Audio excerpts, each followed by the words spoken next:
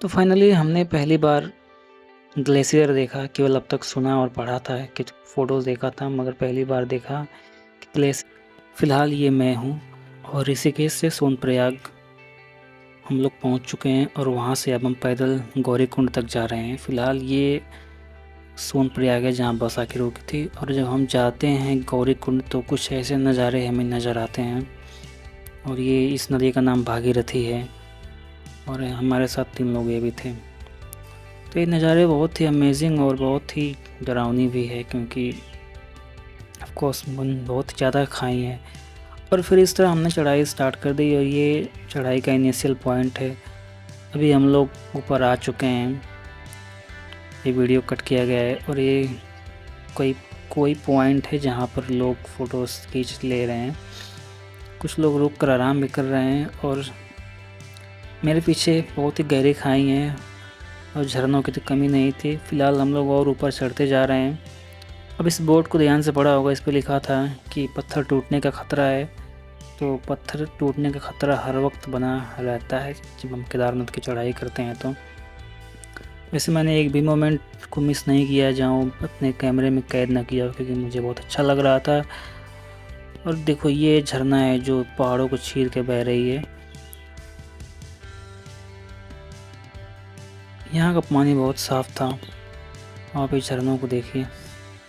अगर आप केदारनाथ जाने की सोच रहे हैं तो भाई आपको खाने पीने का सामान पहले लेकर जाना होगा, क्योंकि ऊपर बहुत महंगा मिलता है। 10 की चीज़ 50 में मिलता है। इसलिए आप हो सके तो नॉर्मल खाने पीने की चीज़ जैसे टॉफ़ी, चॉकलेट्स, पानी बोतल सब अपने साथ लेकर जाएं और गर्म कपड़े भी साथ ही लेकर जाएं। फ़िलहाल ये झंडे का होना बहुत ज़रूरी है, नहीं तो चढ़ नहीं पाएंगे, दिक्कत होगी। और ये देखिए ऊपर से पानी बह रहा है, जैसे पहाड़ों के अंदर से निकल रहा है पानी। कितना हरियाली है। तो और हमें जब प्यास लग रही थी तो हम डायरेक्टली जो पहाड़ों से पानी निकल रहा था हमने उसी को हाथों से लेकर पी लिया, क्योंकि पानी बहुत साफ़ था और बहुत ही ठंडा भी था। तो बस हम लोग और इस तरह सफ़र हमारा जारी था, आगे बढ़ते जा रहे थे। कहीं कहीं अच्छा लग रहा था तो फ़ोटो भी ले रहे थे, जैसे यहाँ पर फ़ोटो ले रहे हैं।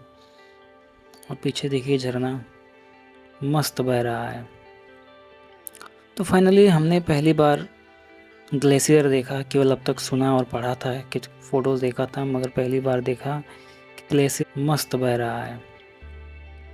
तो फाइनली हमने पहली बार ग्लेशियर देखा। केवल अब तक सुना और पढ़ा था कि फ़ोटोज़ देखा था, मगर पहली बार देखा कि ग्लेशियर दिखता कैसे और चमकता कैसे है। और ये देखिए हमारे सर के ऊपर बिल्कुल पहाड़ी थी। और कुछ याद हो ना हो, मगर केदारनाथ जाते समय हमें ये ब्रिज ज़रूर याद होगा, क्योंकि इसी ब्रिज को पार करके हम लोग दूसरे पहाड़ी पर चढ़ते हैं। फ़िलहाल ये मंदाकिनी नदी है।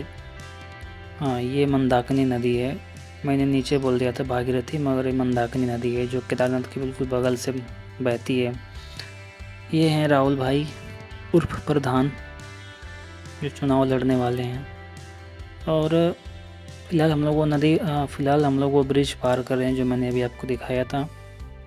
उस ब्रिज को पार करते हुए दूसरी चोटी पर जाएंगे। यहाँ पर हमसे वो राहुल भाई पूछ रहा है कि ये पहाड़ों पे बर्फ़ कहाँ से आती है, वो पिघलता क्यों है, और पिघलता है तो ख़त्म क्यों नहीं होता है। तो बस मैं उसी का जवाब दे रहा था। और सौरभ भी है पीछे, कुछ लोग देख रहे हैं। हाँ, कोई रास्ता देख रहे हैं कि पहले वो भी रास्ता था।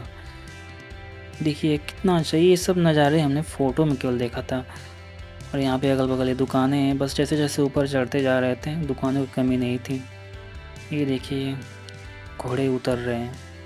यहाँ पर घोड़े तो बहुत तारीफ़ के काबिल हैं भाई। इनके लगता है पैर थकते नहीं थे। ये लगातार चढ़ रहे हैं, लगातार उतर रहे हैं, बिल्कुल मशीन की तरह।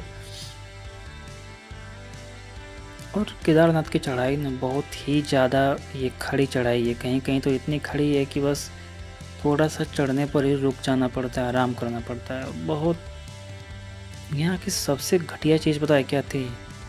जब हम जहाँ से चढ़ना स्टार्ट किए थे वहाँ पे लिखा था मंदिर वो 18 किलोमीटर है, मगर जब आप चढ़ते जाते हैं तो आपको पता लगता है कि 18 किलोमीटर से कहीं ज़्यादा है, और हमें लग रहा है कि ये लगभग 22-23 किलोमीटर से कम नहीं था ये, क्योंकि ऑफ कोर्स समझ आता है ना कि आप कितना दूरी चल रहे हैं। फिलहाल हम लोग काफ़ी ऊपर आ चुके हैं, और हमने चढ़ाई स्टार्ट किया था शाम के 2:30 बजे से, और हम करीब 10 बजे तक चढ़ाई करेंगे, और उतने में रात हो जाएगी और फिर भी ऊपर नहीं पहुंच पाएंगे। अभी देखिएगा, अभी तो सुबह है, अभी ग्लेशियर वगैरह दिख रहा है हमें यहाँ से। कुछ हो ना हो, लेकिन ग्लेशियर देख के हमें इतना मज़ा आया, मैंने सारे जाने आने का सारा पैसा ही तर गया हूँ।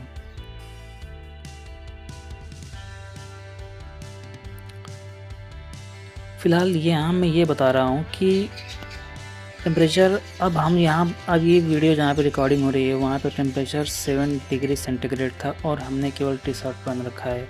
ज़रा सोचिए, जब हम घर रहते हैं तो 7 डिग्री टेम्परेचर पे कैसे पहने रहते हैं। तो एक्चुअली यहाँ पे पहाड़ चढ़ते चढ़ते हम शरीर इतना गर्म है कि ठंड का पता ही नहीं चल रहा है, मगर आगे हमें चलेगा, ऊपर पता चलेगा।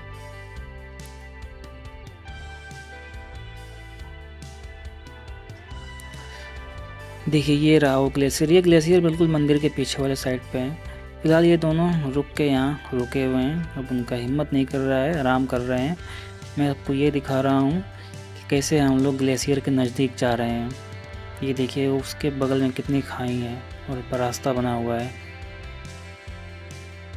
अब धीरे धीरे फाइनली रात हो चुकी है, और रात में भी यहाँ लोग चढ़ाई उतराई करते हैं। देखिए, घोड़े रात में भी चल रहे हैं, और रात में भी काफ़ी अच्छा लग रहा है, बहुत शांति से यहाँ, रात में बहुत शांति थी भाई, बस केवल घोड़े की खनखनाहट की आवाज़ ही आ रही थी।